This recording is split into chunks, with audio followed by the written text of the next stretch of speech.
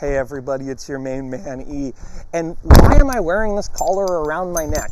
It's because I want to do a video for you today to cover a really important topic, and that's how does the remote collar go on the dog's neck? How tight does it have to be? Where does it go relative to the other collars? And where is this part supposed to be on the dog's neck? A lot of times as trainers, we get a dog in here, we see the remote collar on the dog, the owner is saying, oh man, it's not working, I gotta turn it up really high, oh my god, the dog got startled, and 9 times out of 10 we find that the remote collar is not put on properly. So that's why we're doing this video, to cover this very quickly and succinctly so you know how to have this properly set up on your dog. So first thing first, okay, the remote collar has to be on pretty tight. These are electrical stimulation points, and if you're using the stimulation feature, it's imperative that this is making contact with the dog's skin. Believe it or not, dogs have a lot of fur on their neck, and so to make sure that these contact points are going to get through the fur and touch the dog's skin, the remote collar has to be on pretty snug, if not tight, especially if your dog has a lot of loose skin or a lot of fur. Now, sometimes people will cut a little section of the fur out of the dog's neck, or perhaps kind of part the fur when they go to put this collar on the dog's neck. Even still, the remote collar has to be on tight. As a rule of thumb, if you can rotate this around your dog's neck without taking it off, it is on too loose. When this is properly fitted, you will not be able to slide it up the dog's neck, slide it down the dog's neck.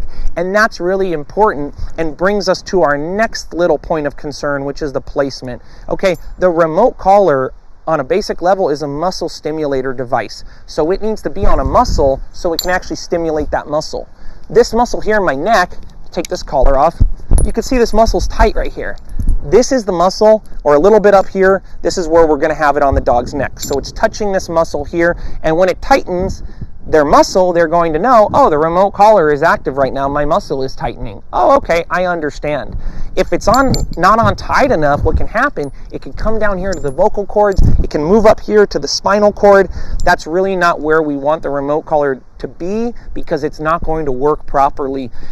Although, what can happen if it's not on tight enough and it's not in the right placement, we will still find that when we turn it up very high, the shock or the stimulation will actually jump through the air or through the fur and will still shock the dog, usually in a way that's very startling to them, and we typically don't want the owners and the dogs to be experiencing that in any sort of regular or normal fashion. So it's really important that it's on tight and it stays right here on the side of the neck where it can stimulate that muscle.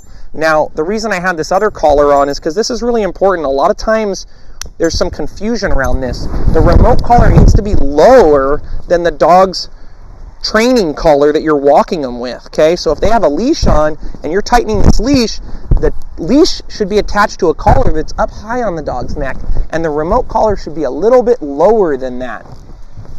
Okay, this is going to depend on the dog too, and how sensitive their throat is to determine how high or how low you put this. Some dogs, if it's a little too high, it'll irritate their throat, or if it's a little bit too low. You'll also find too that there's dogs where you go to put it on them and they're like the Incredible Hulk. They flex their muscles like this. And later, they run around, they loosen up, they relax, and you're going to notice the collar is going to loosen up, and you may have to adjust that and retighten it. So if you see the collar moving around down here, if you see the collar doing all sorts of crazy things, it's not on tight enough. You got to tighten this collar. Okay, folks? So that's my video here on the remote collar, and how do we place it on the dogs? How do we do it properly? How do we set ourselves and our dog up for success every time, folks? That's all for now, and just remember, we don't blame them, we train them.